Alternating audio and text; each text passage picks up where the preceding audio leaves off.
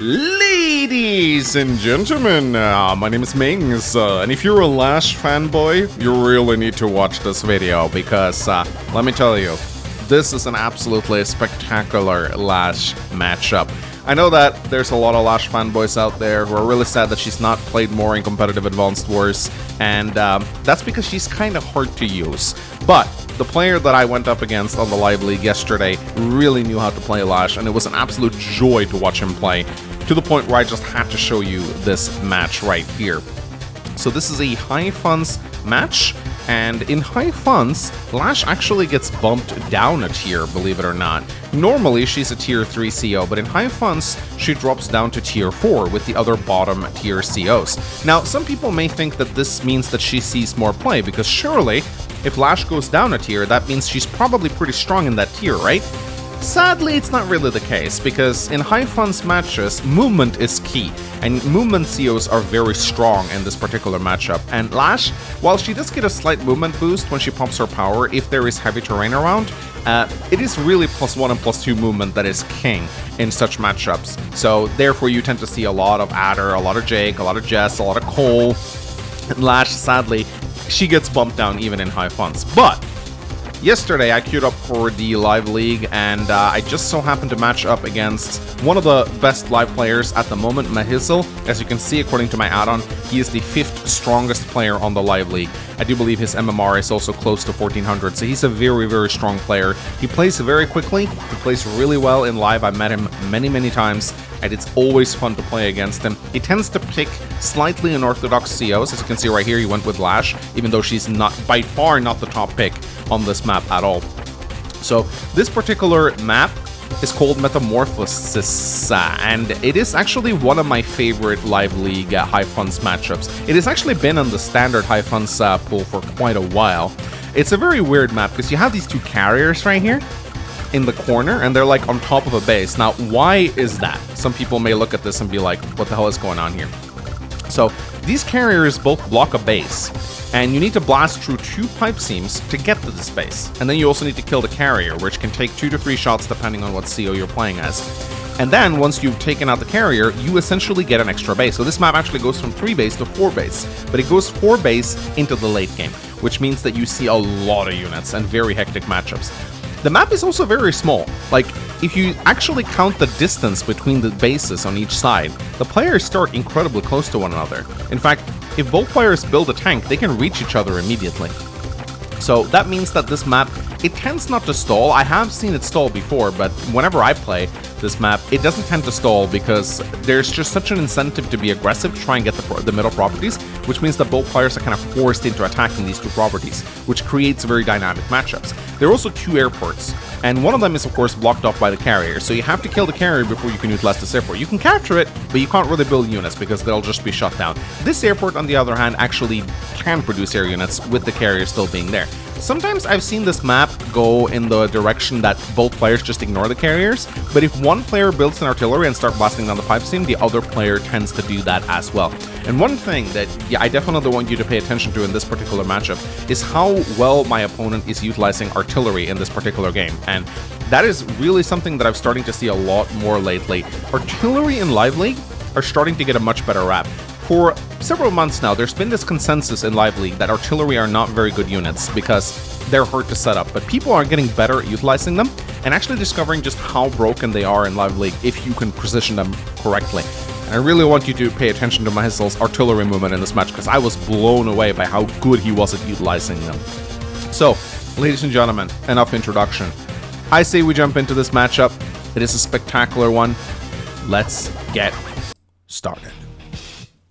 So, you may notice that we have Days of Ruin graphics on Advanced Wars by Web right now. It's a toggle that you can toggle on, and I like it. I kind of like the gritty style of Days of Ruin. Some of the buildings are still using the Advanced Wars 2 sprites, and of course the units are also still Advanced Wars 2, but the terrain actually looks like Days of Ruin, which I actually really appreciate. Gives it a bit of a unique feel. Now, of course, the first thing both players wants to do here is to go for the base. But as you can see, Mahizel is going for this base immediately because I did not build a tank. You can see that I actually had the money to build a tank on my turn. So here on day 2, I actually had 10,000 in the bank. I probably should have built a tank to interrupt this camp, but I decided to go with an infantry instead, and I let Mahisel just get this property. Usually I find that you tend to take it back in the mid-game, so it's not really a big deal. But Mahisel opens up artillery here, and the reason why he does this is, of course, if I capture this property, he's going to interrupt it, and then he's going to position his artillery here, and there's very little I can do about it. This is a very nasty choke point for artillery, even though you can move around here. Sorry, you cannot move around here. There's a river here, so it's very hard. You have to like move around like over here, which is very annoying to do. But these are actually shoals. It's a little bit weird, but like they don't look like shoals, but they actually are shoals. So a unit, as you can see right here, can actually move over here. It kind of looks like water. That's the only thing I don't necessarily like about the Days of Ruin terrain, is that shoal and water look very similar, but know that these are shoals, so you can move over them. But still, it is a slight choke point. So I open up a tank, even though it's a little too late to get this property, but I'm not overly worried.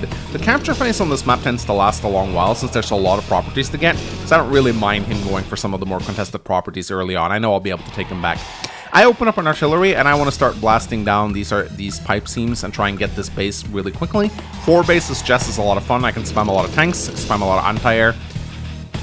So I figured that was probably a smart thing to do. Mahisel moves out his first initial tank, places it on the building. It's very comfortable there. I'll need a medium tank or a neo tank to knock it off. Also, com towers on this map. I do like that. Com towers is just as always fun. Getting that coveted 20% day-to-day bonus so I can 2-shot tanks on cities, which I very much like. Now here I attempt to go for a bit of a cheeky cap, maybe a bit of a stupid idea here because he's just going to be able to ward me away with his artillery. So honestly, this infantry should have just gone north and started capturing these 2 properties in the center here. I really shouldn't have tried to get this one. It was way too cheeky. It was never going to work. But just pay attention to Mahisel's artillery movement in this particular matchup because he played insanely well with this artillery. So yeah, as expected, you can see he wards me away here. If I capture this, I'll get the city, but it'll kill the infantry and take it back. And he builds another artillery. So he's opened up 3 artillery so far. Really aggressive artillery openers right here. So here I move my tank forward. This is a good position for the tank. I also use my other tank to help blast the pipe seams. Because if you shoot at it once with the tank, the artillery can 2-shot. So, and I build my first neo tank. As Jess, of course, in high funds, neo tanks are definitely worth it. They're really good. Mahisel does the same thing here with his tank, helping to blast open the pipe seam.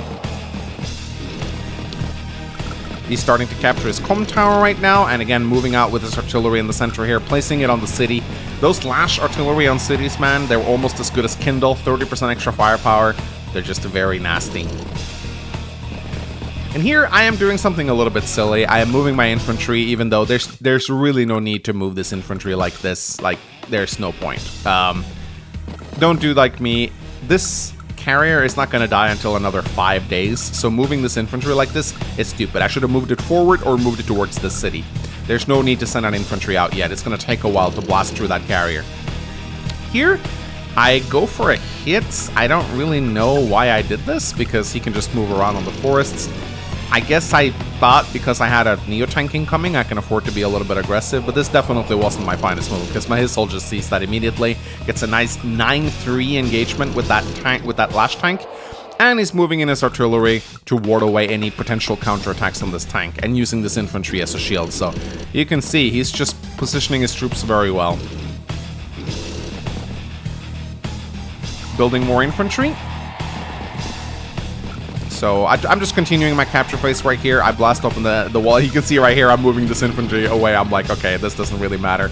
I built a single medium tank here because I think I couldn't afford a neo tank at the moment. And medium tanks as just are still pretty good once your powers are up. They're a little slow, but they still get the job done.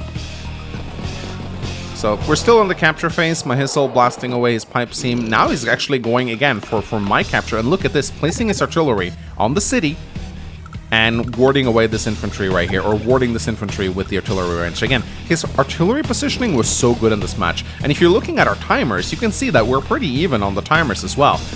Towards like the late game, I do tend to speed up a little bit compared to my opponents. But I was astounded by how fast Mahisel was, while also being able to position it. And again, look how he positions his artillery really well, like nestling them behind tanks, using them to ward away properties. But here, I do decide to get a little aggressive. I go for the tank. I take out the artillery, go in with my medium tank, and interrupt the capture.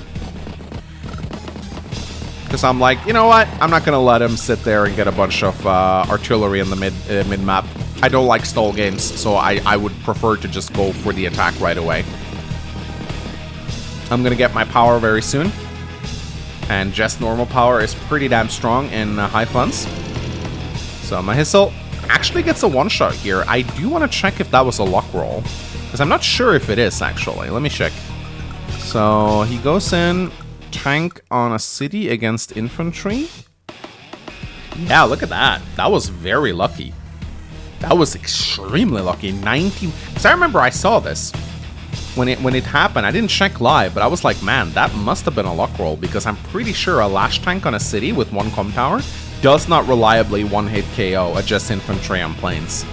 So this is like, I think, less than a 30% chance of success. Someone can do the math in the comment section. But when I saw him do this, I was like, wow, that was very lucky. This shouldn't have worked. And if it, I mean, he still could have attacked from a road if it hadn't worked, but he would have to move away this tank, which, you know, a little bit annoying. So, Maisel taking a very good, like, because he did that, he gets to take a couple nice tank shots here.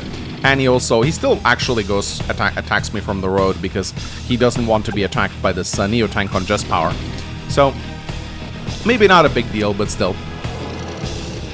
So once again, just look at these artillery placements right here. And he builds another one. He completely clumps up his horses in the middle right here. Artillery guarding this property. Artillery guarding this area. Healing up this artillery on the HQ. Has another artillery over here and another artillery. So again, so many artillery from Mahisol right here. And here I do decide to pop my turbocharge. I decide to get feisty. I move in with my tank. I clear away his 3 HP tank. I was maybe hoping that this artillery... I think one of the reasons why I did pop my turbocharge, because I wanted this artillery to lower this carrier to 5 HP. And I think I had a very small chance to do that. I would have to literally roll maximum on my luck values to do that. Because you see, if I reduce the carrier to 5 HP, then I believe it's... Yeah, there's a pretty good shot I two-shot it. Right? Because of how the lower defense stars work. However, if the carrier is on 6 HP, then I literally have no chance of killing it in 2 shots. So, it was a pretty big gamble on my end. Like, there was a slight chance if I rolled maximum luck that I may be able to two-shot it and get my base 1 turn sooner. But it was a pretty high luck roll, so I probably shouldn't have banked on it. But I continue being feisty because this is what I like doing. I don't like to play passive as Jess. Continue moving in with my Neo-Tanks, who definitely are worth it. And I built more Neo-Tanks. So, decent. I feel like I'm pretty comfortable engaging in the center here. A lot of roads and plains, which prevents Lash from taking advantage of her powers. But Mahisol pops Prime Tactics, and this is gonna hurt. Neo-Tank comes in. Again, I think that might be a luck roll. Let me just double check here. Nah, actually no, 94 to 102. Because it was a 9 HP already, it was not a luck roll. It would have been otherwise though. So it's an okay Prime Tactics, but not an amazing one if you really look at the damage that he was doing. His Prime Tactic was actually pretty mid. Like, he didn't end up doing a lot of damage here at all. So this first Prime Tactics, I definitely wasn't super scared of. Also, I just realized that even if I had brought that carrier down to 5 HP, I still wouldn't have been able to kill it because of Prime Tactics. So I guess that's something to consider. So again, I do what everyone does whenever Lash pops Prime Tactics. Pull back and regroup. Like, there's no point in trying to engage Lash when her defense stars are doubled. Just pull back, reorganize your troops, take a breather, and get ready to attack again. So Mahisol has a slight income lead now, and he's also threatening this property. And he is actually just boxing up his units because, once again, you notice with Jess, I already have my turbocharge active again. Jess's powers builds up so quickly in high funds. She almost had them up constantly. And here, I actually noticed something. I killed most of Mahisol's carrier when his power was up, which meant that he didn't get power charge from that.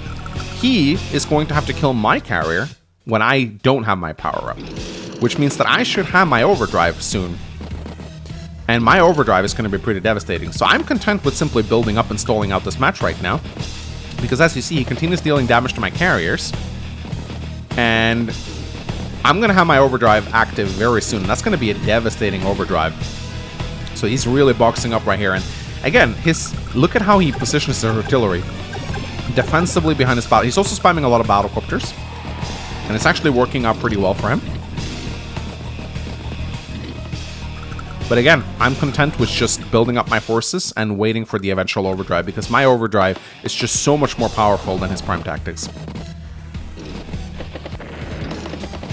So look at this. Look at his defense. It is so solid.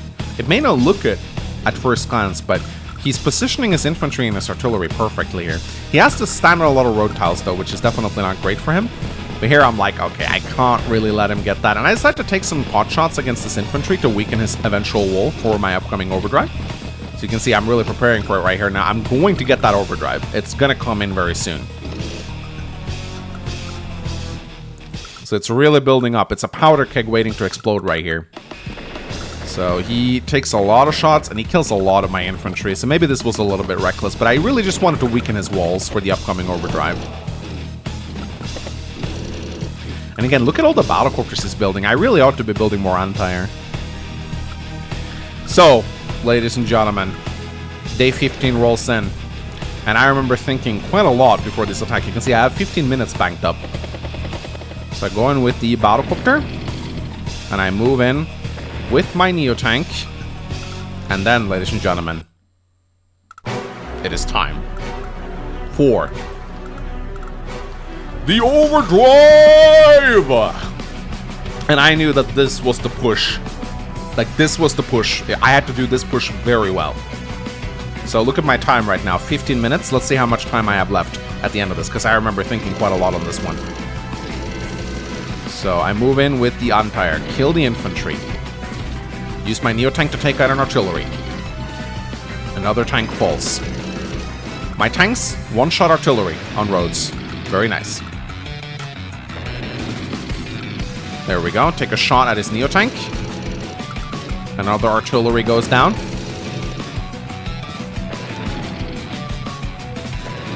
Sadly, I don't get to kill as many battlecopters as I'd hoped with this push. He still has like 4 or 5 battlecopters remaining. So maybe I should have focused more on killing battlecopters with this push. This was not a good move, by the way. Should not have done this. This is going to heal up and get prime tactics next turn. This Neo-Tank should have just stayed here, probably, because it's going to die. So it's a pretty good push, but I do think I probably could have done this a lot better. So let's see how much time I spent this turn. So I had 15:52 on the clock. And as I end my turn, 9 minutes. So I spent 6 minutes planning out this attack. I probably should have spent like 10, honestly. Because looking at this particular push right here, I think one of the biggest mistakes I made was I left too many of his battlecopters alive. I had 2 anti-air here. These anti-air were mostly spent killing infantry. If I had done my wall breaking better, I think I could have taken down 2 of his battlecopters instead, which would have been a lot better here. Because he has so many battlecopters alive right now, which gives him a huge positional advantage, and he can easily take out my anti-air.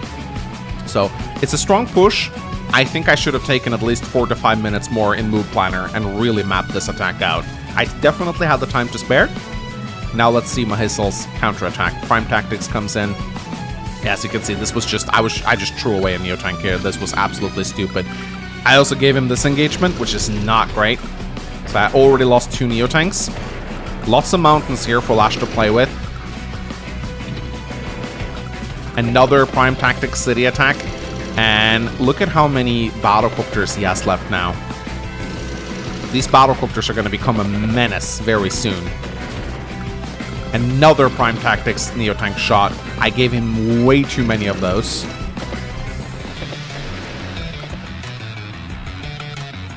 So as you can see right here, pretty devastating counterattack. 233,000 value to my 181,000. But I am not done, ladies and gentlemen. Even though his Prime Tactics is up, there's still some engagements that I can take, and I can still take out some battlecopters at the very least. I can kill 2 of them. But I do have to be careful with the rest of my forces. So I pull back. And if I'm not mistaken, I build a lot of Antire this turn. Yes, I do. I build a Mega Tank too. Mega Tank 2 Antire. I realized that he has way too many battlecopters. D16 rolls in. Now Mahisel is going for this city over here. And he's going to eliminate a lot. And he's now systematically starting to target every single one of my Antire. Because look at the amount of battlecopters he has right now. And these battlecopters are going to be able to shield his units. So he just destroyed pretty much every Antire I had except for the ones that I just recently built. And at this point, Mahisel actually sends me a DM. And he's like, I have to go. Do you want to draw? And I was like, nah, it's okay. We'll pause. You take however long you have to take. And we'll play later. And he came back after 1 hour and 30 minutes, DM'd me, and was like, okay, let's continue playing. So I had a lot of time to map up this particular attack right here. And here I have a lot of options. If you look at the board right now, I got many Neo tanks. I have a superpower almost ready. There's so many things I can do from this position. I can take out a lot of his battlecopters. I can pop a normal power and save a bit of power charge. But if I pop a superpower, this recon will also reach one of these artillery. So I thought a lot about this. And then I was like, okay, you know what? I'm going for the super. So I take out one battlecopter. I take out another battlecopter. I attack his Antire, and then I pop my overdrive. So this allows me to get the Antire into position. It allows me to kill another battlecopter. And it also allows my recon to drive all the way over here and bring this artillery down to 4 HP. This artillery only has 1 ammo remaining, so I get a nice little shot here. Sadly not a one-shot. But I decide to take out a bunch of his normal tanks because they're not doing a lot here. Of course, once again, though, I am making a huge mistake in letting him take these prime tactics. I should have put, like, I do put my artillery on the city, but it's not going to hold. If I had another Neo tank, I could have put the Neo tank here instead, and it probably would have been a lot better than killing a solitary tank. But still, it's not a bad attack. I mean, right now, I'm definitely ahead. But in comes the prime tactics. And he gets so many good shots here from his cities. I really ought to have positioned my troops better. He takes out the Antire. And again, once again, he's systematically just taking down my Antire wherever I place them. Which means that his battlecopters, like, have full reign to do what they want.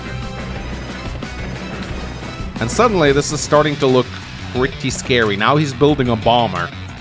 And I don't really have much in the way of Antire to deal with it, which is a problem. So here I'm just trying to damage his infantry to delay his capture game. And here I'm okay with taking this shot right here because I have an Antire that's going to be in range with a just normal power. And I have my Mega Tank as well. This engagement, I was a little bit unhappy with that.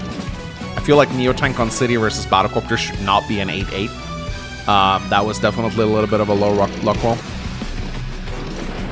But we are tied on income right now, but Mahisel is not capturing a lot of my stuff, and he's also moving in with a bomber. Gets a nice shot with the Neo Tank right here. And attacking my Mega Tank with this Battlecopter, which I thought was a little interesting. But once again, just boxing up his units. His defense was so good.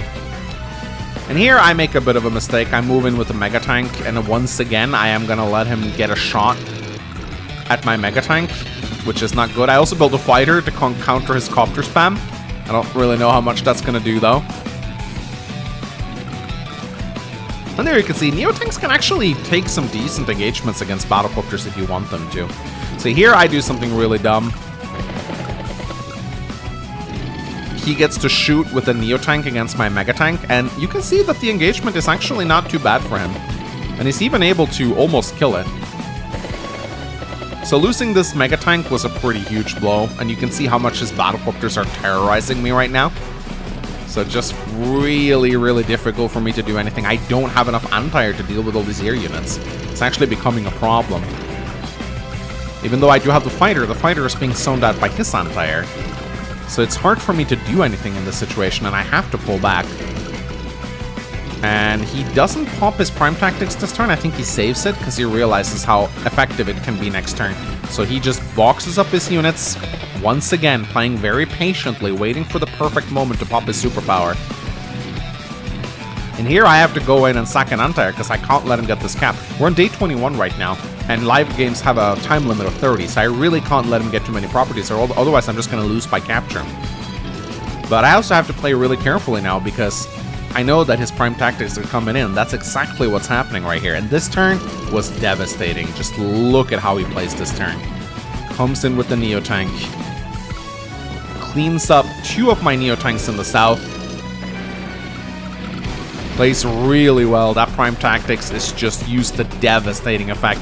Now he's capturing with the prime tactics. That's 70% more defense on his infantry. 2 infantry capping during prime tactics.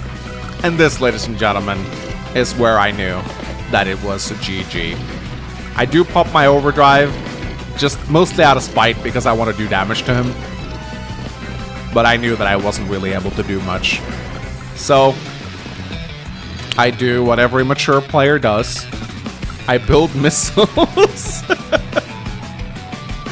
I build missiles. And then, ladies and gentlemen, I resign. He was a better player than me. This was just, you know, there's nothing I can do. And, yeah, I just have to really credit Mahizel. He's an excellent live player, and Jess is definitely a better CO than Lash in Tier 4 high funds. But he just played this, beautifully. He really did. And it was really a joy to see him play Lash to this level. I was outplayed, fair and square. No shame in admitting that. But it was a really, really fun match. And it's always fun to see someone play Lash at this level. Because, like, Prime Tactics is a difficult power to utilize, but when it's utilized well, it is really fun.